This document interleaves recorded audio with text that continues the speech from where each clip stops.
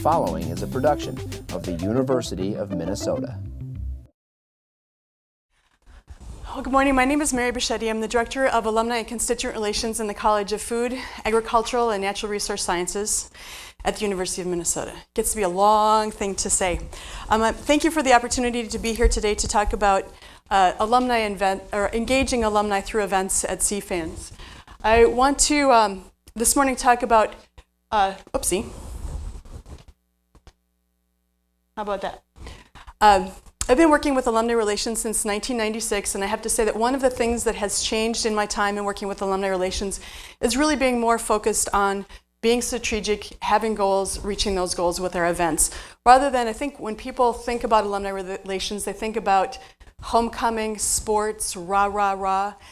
My second supervisor when I came into this role, her mantra for me was content, content, content.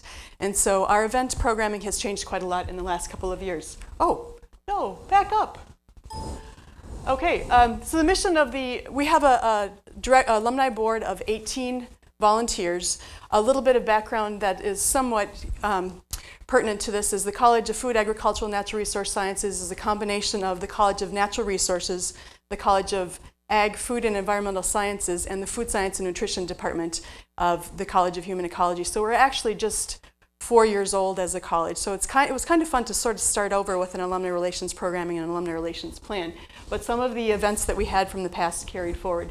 So the mission of the Alumni Society is to engage, to connect alumni and friends to the college, support excellence in the education experience. One of the ones that's obvious for alumni relations, build college pride, spirit, and community, and enhance the reputation of the college. And we hope that the events that we do through the Alumni Society accomplish that mission. And I'm going to go backwards here. The Golf Scramble for Scholarships is an event that we started in 2004. For those of you that work in development, you know there's a lot easier way to raise funds than having a golf scramble.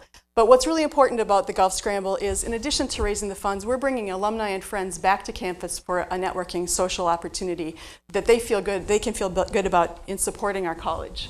Since 2004, we've raised nearly $100,000 for scholarships and have given out approximately 15 scholarships to students over that time, which we're really pleased about.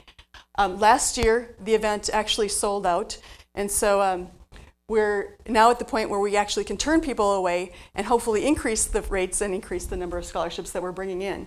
An important component of this is that the staff is not planning the event. It really is our alums who are passionate about golf and passionate about supporting the college. We don't invest any of our funds, our Alumni Society funds, in the event. It's completely self-supporting with the profits going towards scholarships. And we, in addition to engaging our alums in the planning and participating, we're also engaging students. The recipients of the scholarships participate in the event the day of. And then in the last couple of years, we've partnered with the Turf Club, which has a nice connection to the golf course. They plant turf pots that we use for centerpieces with a little post in the middle to talk about the turf program and a little bit about the college. Maybe some of you might have some ideas. I think 4-H does a fabulous job of bringing messages to the golfers by having students at each of the tee boxes to talk about the value of their investment in scholarships. We're trying to think about how we do that with the college, having faculty perhaps, students at the different holes, to help the golfers learn a little bit more about the college, because I feel that when you hear College of Food, Ag, and Natural Resource Sciences, a lot of people think cows, sows, and plows, and they forget about entomology and food science and forestry and the breadth of the programs in our college. So this is a way that we can perhaps get our message out to the golfers that are alums and not alums from the college. Another event I wanted to mention this morning was the Food Industry Networking Social. This again was an idea that came from one of our alumni board members. He works in the food industry, and he felt that the industry professionals really don't get a chance to come to campus and see what's happening on campus. And so the first year, brought professionals from the food industry, faculty, undergrad, grad students, and alumni together. We had grad students, undergrads, and faculty give presentations about their research, so the industry could get a better sense of what's happening broadly outside of their specific discipline. This last year we had 75 participants. The program has evolved to this year more of a hot topics presentation style, where a professor was matched with an industry professional to talk about what are the hot things that are happening in the food industry. And since 2007, we've had about 280 students, grad students, faculty, and industry professionals participate. And also this last year, we expanded the partnership, which I think is really good for alumni relations because, again, I think when people think alumni relations, they think homecoming, which is important, but we want them to see the breadth of what we do and how we can support the different departments within the college. So we partner with the Food Science Department, the Career Center, and the Food Industry Center. But the program that I want to spend most of my time this morning on is the Classes Without Quizzes program. Going back to the mantra of content, content, content, this program was using the case model, copy and steal everything. It was borrowed or stolen from Cornell. They had something called an alumni forum, which they brought people back to Ithaca, which is a little bit of a different journey than coming to St. Paul. But we wanted to find a way to bring people back to campus and help them learn about the research that our faculty are doing, help them understand the breadth of the college, and hopefully get more engaged with the college. So it's content-based. Faculty donate their time on the Saturday morning to present an hour session, and we hope that it makes that connection between both alums, and this program is open to the public, and we've circulated a flyer for you to learn a little bit about it, because we realize that our alums are not the only folks that are interested in food or gardening or emerald ash borer, so it's a way to help get the message of our college out. So the structure of the program starts with a registration and networking first thing in the morning here on the St. Paul campus. We've been up in Borlaug Hall for the last 7 years. We have a keynote presenter that we try to identify somebody that can speak on a topic that research is done in our college that's really current. So last year, Tom Stinson, how many of you know who Tom Stinson is? The state economist who is also a faculty member in applied economics. Have to tell you, Tom Stinson is a pretty cool guy, but his humor is a little dry. His presentation style is very much like an economics professor, but he had a really good message, and he had to present to high school kids, grandparents, and fellow faculty. So he did a really nice job of targeting his message that could reach all of them. We've also had Ted Labuza talk about food safety issues, or Mark Seeley talking about the weather. And then there are, in addition to the keynote, we have 2 breakout sessions with 4 options within each session. So hopefully if a couple come together, there's going to be something for everybody that they can enjoy during the day. And then finally, an optional lunch and a walking tour of campus. This is just a list of some of the keynotes that we've had since the beginning to give you a sense of the breadth. This doesn't give you the greatest sense of the breadth, but this is kind of the hot topics that were presented during each of those years. I'd like to just mention a couple of other ones that we had.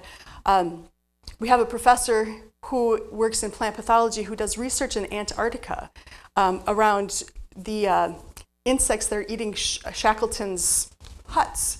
Who would have thought that someone from Sea Fans would be doing something like that?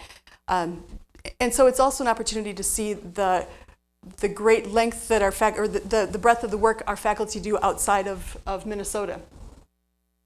Some of the changes that we've implemented as a result of the programs and evaluations, which are really critical, we've tried to ask some of the same questions so we can benchmark over time to see what the results have been since the beginning. The first year we had the program, we did it in March. We thought, okay, wintertime, farmers aren't out in the field, it's a little bit of a time for people to have a break. Bad idea. What's wrong with March? Weather, sports, March Madness. We almost were snowed out, and there were a lot of folks that were either at high school events or college events. So we just opted for April. The only challenge with April this year, it's on April 10th because Easter's on April 3rd, but it's the first Saturday in April. Also, some folks said, I really just want to come to the program. I don't want to do the lunch. And before it was a package deal, so we separated the lunch, and we find it's not just alums that stick around for the lunch and a chance to network, but other folks as well. And then we have offered an optional walking tour of campus, which, when you think about the first Saturday in April, sometimes there are people interested, and sometimes they prefer to just stay indoors. This last year, we're having to move down to the classroom office building because we've reached the capacity of over 200 folks, and we need 3 breakout rooms. So we're moving to a different location to accommodate a bigger crowd. And it's also much nicer than having to trek up the hill to Borlaug Hall from the parking lot. One thing that we've really beefed up in the last couple of years is engaging students. I really feel strongly that if we don't engage our students while they're here and help them think about alumni relations and the way they can connect and give back, why are they going to care when they leave? So we invite students to be ambassadors during the day, to help greet people, to help introduce the sessions, to partner with the alumni, sort of a mini networking or a mini mentor kind of relationship. And this year, one of the things I'm most excited about, if you have children or grandchildren who are in grades 1 through 6, I registered for the first 2 spots in the grade 1 through 3 section with my kids, is a program for kids to learn about science. So there are going to be 4 programs. 3 of the programs are going to be presented by the Bell Museum, another great partnership for Alumni Society to be working with a unit within our college.